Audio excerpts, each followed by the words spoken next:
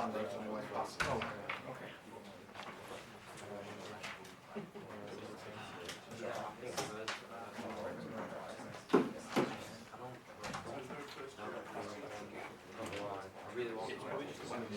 Some handouts, so you just grab them on your way past.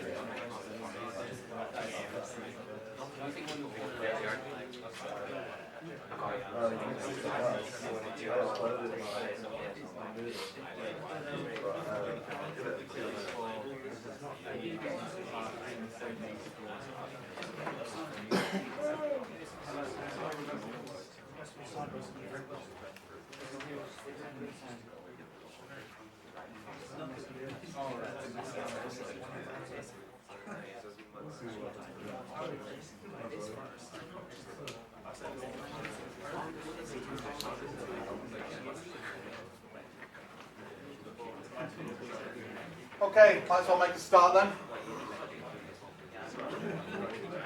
This week, making a start on the next topic area. Are you ready? Cheers. Making a start on the next topic area on cloud computing, which will take us 3 weeks.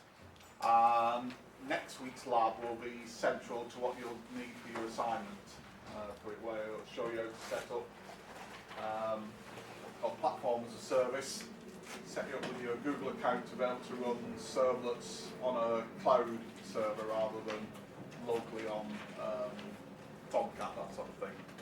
And that's one of the questions in your assignment, to migrate your local app out to the cloud and use their data stores as opposed to MySQL. And using a non-proprietary data store to save your data in. This week's lab's fairly short for it, so we're going to use it as a bit of a catch-up week as well, because I know some people have got a bit behind with their labs for, say, jQuery for it, or sort of Ajax, both of which again needed for the assignment. So it'll give us a bit of a catch-up time.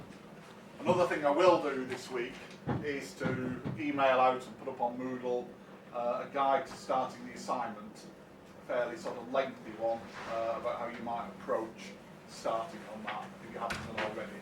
Things to think about for each section, what's meant by each section. You don't necessarily have to follow that guide, you sort of gone off down your own way, and there will be sort of lots of questions that come out of it. But it's just for often people can't even get started on it, so it's a way to get you started. It's not due in for quite some time, and it's not due in until somewhere the second week of January. So you've got some time, but it's you have done enough now to make a fairly major contribution to it. The only things we haven't done are the cloud computing, the REST interfaces, and a bit on SOAP and WSDLs as we're going to be using. They will be coming up later on. But today, and the other thing that's going to happen this week, we're going to ask all your modules will be picking up on some mid-term feedback this term to see where we might sort of improve things in the second half of the term. So if you feel things aren't going well in some particular areas, you want not necessarily to do with you personally, just something with the module as a whole, and you want to give a bit of sort of feedback. There's an option to do that. It's only a quick 2-minute thing that I'll just do in the lab. So each lab I'll ask people just to take this online thing. It's all anonymous, so you don't need to sign in or anything like that, so it's not tracked. Just a way of seeing how things are going, basically, with it, see whether or not we can improve things in the second half of the term. But you will see something just cropping up. For the moment, I've just hidden it on Moodle. But you'll see at the top of Moodle a mid-term module feedback will be available in the lab sessions.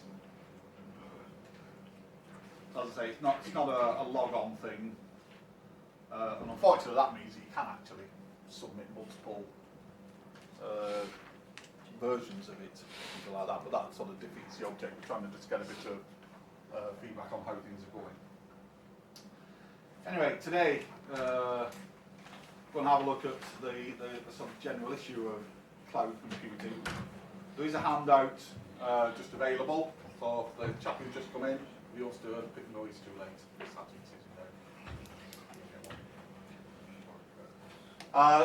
Just having a look at some of the sort of basic terminology and definitions. Over the last few years, this has become pretty much part of most technical people's vocabulary to sort of use it. And you're using sort of cloud tools all the time, sometimes without realising. What we're going to do is have a look behind the scenes about how some of these things are actually implemented, have a go at implementing some of them yourselves. The tricky part isn't really in the first session that we're doing on using some of these cloud tools, because they're out there for the public to use anyway. They have to be easy to use. They're not for sort of technical people for it. We're going to look here at the reasons why it sort of crops up and what the benefits are, but as I say, then moving on to writing your own cloud applications, something that runs on a remote server. We'll use a Google App Engine as one of the cloud servers capable of developing your own apps on, but we'll look at others more devoted to perhaps particular commercial applications. The Google one's just for any application you want to develop. And I'll point you at, we won't be using it, but I'll point you at using the Azure cloud platform if people want to develop Microsoft cloud applications. The main reason for us using the Google one is it just fits in with running our Java applications, so we can sort of carry on doing that without having to swap language for it. We'll also have a look in both lecture and lab sessions at using some of the infrastructure as a service, about commissioning your own servers. So how you do that through, in this case we'll do it through Amazon. You'll commission your own sort of Windows or Linux server, how to get it up and running, how to upload software to it, to avoid you having your own one. We're just going to have a look today at some of the definitions, some of the sort of terminology involved in it, and some of the sort of the general sort of terms and tools that you'll use. Bearing in mind that a typical environment that you'll be working in does consist of a fairly sort of large network. If you're working in any organisation of a certain size, you'll have a fairly large network with, say, like a data centre where the actual data's stored. That's where your Oracle servers or your MySQL servers will be. We've got ours stored over on Mudfoot, for example, always tucked away in a data centre for it. You'll have some software developers working in their own little environment for it. You might have sales people, marketing people, all with their own sort of little network again. They might be running a sort of standard a standard platform that's gone out across all those machines, a standard image. Pretty much like we have in the labs. We have a standard image that's rolled out across them all for it.